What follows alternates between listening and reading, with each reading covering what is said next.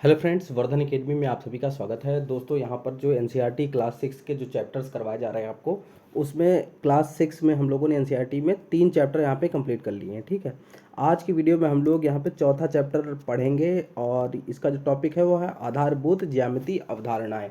इसमें देखिए क्या क्या आएगा। रेखाएँ आएंगी, ठीक है, प्रतिच्छेदी रेखाएँ मतलब इंटरसेक्टिंग लाइन्स आएंगी, समांतर रेखाएँ मतलब पैरेलल लाइन्स आएंगी, किरण, वक्र, बहुभुज, कोण, त्रिभुज, चतुर्भुज, वृत्त मतलब रे, curve, polygons, angle, triangle, quadrilateral और सर्कल, इनके बारे में इसमें जानकारी दी जाएगी। ठीक है, तो बहुत ही इंपॉर्टेंट चैप्टर है। आप लोग ये पूरा चैप्टर एक बार डिस्कस करते हैं हम लोग, और उसके बाद आप लोग इसमें रिस्पॉन्स ज़रूर दीजिएगा कि कैसी वीडियो आज की रही, और इसमें कोई अगर सुधार की ज़रूरत हो वो भी आप लोग कमेंट बॉक्स में कह सकते हैं। ठीक है, इसके अलावा आपके मन में कोई भी सवाल हो तो आप लोग कमेंट बॉक्स में पूछ सकते हैं। यहाँ पर देखिए, आज हम लोग जो चैप्टर पढ़ेंगे वो है आधारभूत ज्यामितीय अवधारणाएं।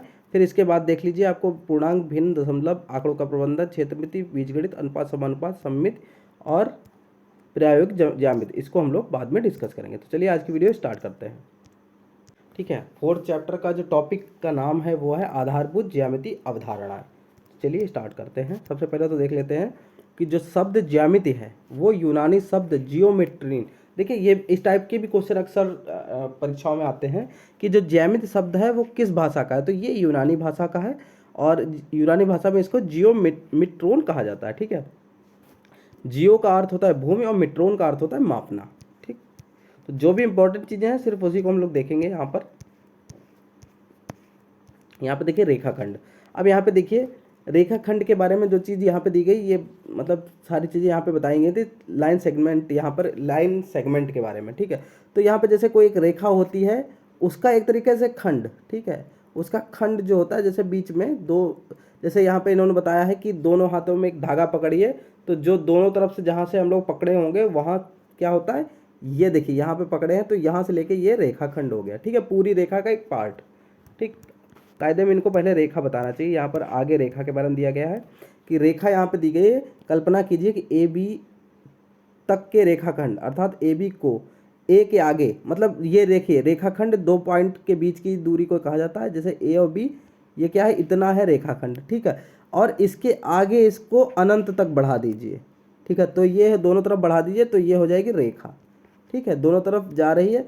ये जो साइन है, ये तीर का साइन, मतलब ये जा रही, इसकी कोई सीमा नहीं है। ठीक है, तो यहाँ पर उम्मीद है आपको रेखा समझ में आ गई होगी। अभी बहुत इजी है, आगे अभी इसके आगे चैप्टर में ही काफ़ी अच्छी अच्छी चीज़ें यहाँ पे दी गई हैं।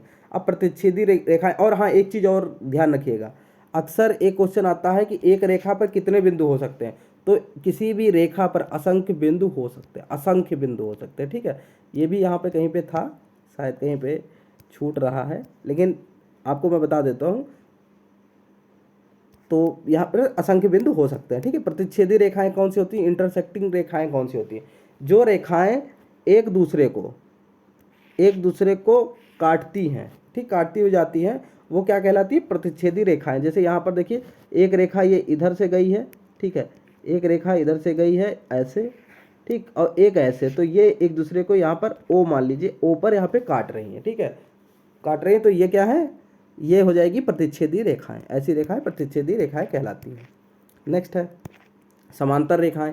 समांतर रेखाएं ऐसी रेखाएं हैं जो एक दूसरे को कभी भी प्रतिच्छेद नहीं करती हैं। अब कह दो कि ये कौन सी, इसको मतलब किस तरीके से प्रूव करेंगे, जैसे कोई, जैसे ये देखिए यहाँ पर देखिए डी ई जो है वो सी एफ के समांतर है। ये अगर आप कितना भी इसको सीधे कितना भी आगे बढ़ा दीजिए, ये एक दूसरे को कहीं पर भी प्रतिच्छेद नहीं करेंगी। ठीक है, जैसे अगर ये रेखा, ये दोनों मानी जाएंगी समांतर, क्योंकि इसको अगर आप सीधे बढ़ाते चले जाएंगे तो इन दोनों को, तो ये कहीं पे प्रतिच्छेद नहीं करेंगे एक दूसरे को। लेकिन अगर अगर कोई कहते कि ये रेखा और ये रेखा, ये क्या समांतर है, तो बिल्कुल नहीं है, क्योंकि इसको अगर आप आगे बढ़ाइए तो ये ऐसे दोनों बढ़ाएंगे तो यहाँ पर आगे मिलकर जाके एक दूसरे को इंटरसेक्ट करेंगे, मतलब प्रतिच्छेद कर देंगी। ठीक है, तो जो समांतर रेखाएं होती हैं वो आपस में एक दूसरे को जो क्या करती हैं, प्रतिच्छेद नहीं करती हैं। ये चीज़ हमेशा ध्यान रखिएगा। किरण क्या होता है, किरण, अब देखिए ये तो हो गया, ये जैसे दोनों तरफ अगर ये तीर का निशान है तो ये समझ लीजिए ये हो गई एक रेखा। ठीक है, और रेखा के बीच में अगर दो पॉइंट, एक यहाँ से लेके यहाँ तक है, तो इतना क्या होगा, रेखा खंड हो गया। ठीक है, और जो किरण होती है, किरण आप लोग समझिए कि एक तरफ तो आपको छोर कन्फर्म है कि यहाँ से स्टार्ट हुई है और ये रेखा यहाँ पर अनंत तक यहाँ चली जाती है, तो उसको क्या कहते हैं, किरण, रे। मतलब उसका स्टार्टिंग पॉइंट पता होता है और फिर वहाँ से वो अनंत तक जा सकती है, ठीक है, तो उसको कहते हैं किरण। आगे देखिए, अब इसमें जो चैप्टर में क्वेश्चंस हैं वो लोग आप लोग कर लीजिएगा, इसकी पीडीएफ मैं टेलीग्राम पे दे दूंगा, ठीक है। अब आगे इसमें देखते हैं वक्र। वक्र मतलब कर्व क्या होता है। तो यहाँ पे लिखा, क्या आपने कभी कागज पर पेंसिल से टेढ़ी मेढ़ी रेखाएं खींची हैं? ऐसा करने पर जो आकृतियाँ प्राप्त होती हैं वे कर्व कहलाती है। मतलब ऐसे ऐसे ऐसे करिए तो ये सब क्या है, कर्व है, ठीक है। और वक्र का अर्थ क्या होता है, सीधा नहीं, जो चीज़ सीधी ना हो उसको क्या कहेंगे, कर्व, ठीक। ये देखिए सारे कर्व यहाँ पे दिए गए हैं बहुत सारे। आगे देखिए, बहुभुज, पॉलीगॉन, पॉलीगॉन्स क्या होते हैं, इसमें देखिए लिखा है, अतः एक आकृति बहुभुज होती है जब वह एक सरल बंद आकृति हो और केवल रेखाखंडों से ही बनी हो। 10 अलग अलग आकृतियों वाले बहुभुज बनाइए, ये तो क्वेश्चन है, ठीक है। कि कोई बंद आकृति हो और केवल रेखाखंडों से बनी हो तो उसको क्या कहते हैं, पॉलीगॉन। जैसे इसमें क्या क्या आता है, जैसे त्रिभुज आ जाएगा, चतुर्भुज आएगा, पंचभुज आएगा, षष्ठभुज आएगा, ठीक है। इस तरीके से ये पॉलीगॉन्स होते हैं। अब भुजाएं और भुजाएं, शीर्ष और विकर्ण, ये देख लीजिए। एक बहुभुज को बनाने वाले रेखाखंड उसकी भुजाएं कहलाती हैं। रेखाखंड आपको पता ही है कि 2 पॉइंट के बीच की जो दूरी होती है वो क्या होती है, रेखाखंड होती है। अब जैसे यहाँ पर देखिए, ये एक पंचभुज बना है, पंचभुज बना है, इसको क्या कहेंगे, ये पंचभुज है और ये एक बहुभुज भी है। बहुभुज कह ले, बहुभुज का एक पार्ट है मतलब, ठीक है। पंचभुज है, देखिए रेखाखंडों से बना हुआ है, 5 रेखाखंडों से। तो यहाँ पे लिखा है कि एक बहुभुज को बनाने वाले रेखाखंड उसकी भुजाएं कहलाती हैं, ठीक है। तो जो ये रेखाखंड है, किसी भी बहुभुज को बनाने वाली जो रेखाखंड होते हैं वो क्या कहलाती है, साइड्स कहलाती है। इसमें जैसे ये पंचभुज है, इसमें कितनी साइड है, 1 2 3 4 5, और रेखाखंड भी इसमें 5 ही हैं, ठीक है। नेक्स्ट है, कोई भी 2 भुजाएं एक उभयनिष्ठ अंतः बिंदु हो बहुभुज की आसन्न भुजाएं कहलाती हैं। आसन्न भुजाएं कहलाती हैं बहुभुज की, ठीक है। आसन्न भुजाएं यहाँ पर, अब इसमें देखिए, इसमें जो आसन्न भुजाएं हैं यहाँ पे ए ई और ई डी, तो ये देखिए जैसे ई पॉइंट पर दोनों मिल, एक इधर को जा रही है, एक इधर को जा रही है, तो ये जब एक ही पॉइंट से दो तरफ को रेखाएं जा रही हो, रेखाखंड जा रहे हो, तो उसको आसन्न भुजाएं कहलाती हैं। जब ये जो दो भुजाएं एक जगह पे मिलती हों, ठीक है, तो ये क्या हो गई, आसन्न भुजाएं हो गई, ठीक। आसन्न शीर्ष क्या होगा, आसन्न शीर्ष बहुभुज की एक ही भुजा के अंतः बिंदु आसन्न शीर्ष कहलाते हैं। शीर्ष ई और डी आसन्न शीर्ष है, ई और डी, जैसे ये ई और डी, ये जो है किसी भी रेखाखंड के जो दोनों शीर्ष होते हैं वो क्या होते हैं, आसन्न शीर्ष कहलाते हैं, ठीक है। फिर उन शीर्षों को लीजिए जो आसन्न नहीं है, ऐसे शीर्षों को मिलाने वाले रेखाखंड बहुभुज के विकर्ण कहलाते हैं। अब देखिए, अब इसमें जैसे यहाँ पर दिया गया, ये तो सारे आसन्न शीर्ष हो गए, जैसे ये ई और डी आसन्न शीर्ष हो गया, डी और सी आसन्न शीर्ष हो गया, ई और ए आसन्न शीर्ष हो गया, ए बी आसन्न शीर्ष हो गया, और बी सी ये भी आसन्न शीर्ष हो गया। लेकिन जो इसके अलावा जितनी भी होंगे वो आसन्न शीर्ष नहीं होंगे। जैसे देखिए ई डी तो आसन्न शीर्ष होगा, लेकिन ई और सी जो है, ठीक, ये क्या होगा, विकर्ण होगा, ठीक है। ये क्या होगा, विकर्ण होगा, ठीक। ऐसे इस तरीके से आप लोग देख सकते हैं, ठीक। आगे देखते हैं, कोण। कोण क्या होता है, उभयनिष्ठ प्रारंभिक बिंदु वाली 2 किरणों से एक कोण बनता है। कोण को बनाने वाले दोनों किरण उसकी भुजाएं कहलाती है। जैसे ये देखिए, ये दोनों किरण हैं, ठीक है। किरण इसलिए क्योंकि यहाँ से स्टार्ट होती हैं, इसका ये पॉइंट कंफर्म होता है, ठीक। तो कोण बनाती हैं भुजाएं, ये क्या, साइड्स कहलाएंगी, इनकी दोनों की साइड कहलाई जाए, भुजाएं कहलाती हैं। उभयनिष्ठ प्रारंभिक बिंदु कोण का शीर्ष या वर्टेक्स कहलाता है। ये जो होता है ये शीर्ष या वर्टेक्स कहलाता है। नेक्स्ट है, अब देखिए त्रिभुज। एक 3 भुजाओं वाला बहुभुज होता है। त्रिभुज क्या होता है, एक 3 भुजाओं वाला बहुभुज होता है। वास्तव में यह सबसे कम भुजाओं वाला बहुभुज है, और 3 भुजाओं से बंद आकृति, ठीक है। 3 भुजाओं से बनी आकृति गलत होगा आंसर, इसका आंसर 3 भुजाओं से बंद आकृति को त्रिभुज कहते हैं, ठीक है, क्योंकि देखिए बंद है, ठीक।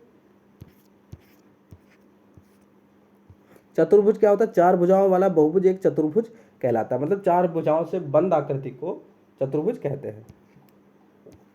अब चतुर्भुज कई प्रकार के होते हैं, ठीक है, अभी इसमें नहीं दिया गया है, हो सकता है 7th क्लास वाली जो बुक है उसमें ये सब चीज़ें आगे दी गई हो।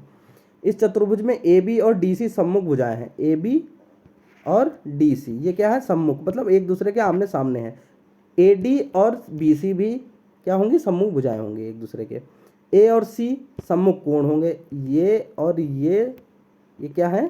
सम्मुख कोण है, ठीक है। डी और बी ये भी सम्मुख कोण होंगे, ठीक है। और ए और बी आसन्न कोण है। आसन्न कोण क्या है? जैसे आप लोगों ने आसन्न भुजा आपने देखी थी, आसन्न शीर्ष, ठीक है, तब ए बी थे, तो इससे बनने वाले कोण भी आसन्न कोण कहलाएंगे। वृत्त, सर्किल को देखते हैं। वृत्त के भाग देख लीजिए, ठीक है। प्रत्येक रेखाखंड C A C B C P C M वृत्त की एक त्रिज्या है। जैसे ये वृत्त है और सी A C P C B और सी एम, ये क्या हो जाएंगी? वृत्त की त्रिज्या हो जाएंगी। तो जो केंद्र से उसकी परिधि पे जो लाइन जाती है वो क्या कहलाती है? त्रिज्या कहलाती है, ठीक है। अब यहाँ पे देखिए, रेखाखंड पीएम वृत्त का एक व्यास डायमीटर कहलाता है। क्या वृत्त व्यास की त्रिज्या का दोगुना है? हाँ। वृत्त पर किन्हीं दो बिंदुओं को मिलाने वाला रेखाखंड वृत्त की एक जीवा कॉर्ड कहलाती है। अब देखिए, जीवा कहलाती है। अब देखिए डायमीटर क्या होता है? ये देखिए, इतनी तो त्रिज्या हो गई केंद्र से और परिधि तक, ठीक है। लेकिन जब पूरा ऐसे कर देंगे, जो त्रिज्या से होके जाएगा वो क्या कहलाएगी? डायमीटर कहलाएगा, ठीक है। और जीवा क्या कहलाती है? यहाँ पे लिखा है, वृत्त पर किन्हीं दो बिंदुओं को मिलाने वाला रेखाखंड वृत्त की एक जीवा या कॉर्ड कहलाता है। देखिए, जैसे एक बिंदु ये है वृत्त पर और एक ये है, इन दोनों को ऐसे अगर मिलाएंगे तो ये हो गई जीवा। और सबसे बड़ी जीवा जो वृत्त पे होती है वो केंद्र से होके जाती है, मतलब जो व्यास होता है वही सबसे बड़ी जीवा कहलाता है, ठीक है। त्रिज्यखंड किसे कहते हैं? यहाँ लिखा है, वृत्तीय क्षेत्र का वह भाग जो दो त्रिज्या और संगत चाप से घिरकर बनता है एक त्रिज्यखंड सेक्टर कहलाता है। जैसे ये बना है, ठीक है, इसमें लिखा है वह भाग जो दो त्रिज्या, एक त्रिज्या ये है, एक त्रिज्या ये है मान लीजिए, तो ये भाग जो है ये क्या हो जाएगा? त्रिज्यखंड कहलाएगा, ठीक है। समझने वाली बात है। वृत्त की एक जीवा और संगत चाप से घिरा वृत्तीय भाग का एक वृत्तखंड कहलाता है, ठीक है। जैसे ये इस तरीके से बना है और जीवा एक दो बिंदुओं के बीच में है, ठीक है, तो ये भाग क्या हो जाएगा? वृत्तखंड हो जाएगा। वृत्त के अनुदिश चली गई दूरी उसकी परिधि कहलाती है। परिधि मतलब परिमाप। जैसे ये है पूरा सर्किल, ठीक है, तो यहाँ से लेकर ये जो बाउंड्री होती है, ठीक है, ये जो इसको ही क्या कहते हैं? परिधि, ठीक।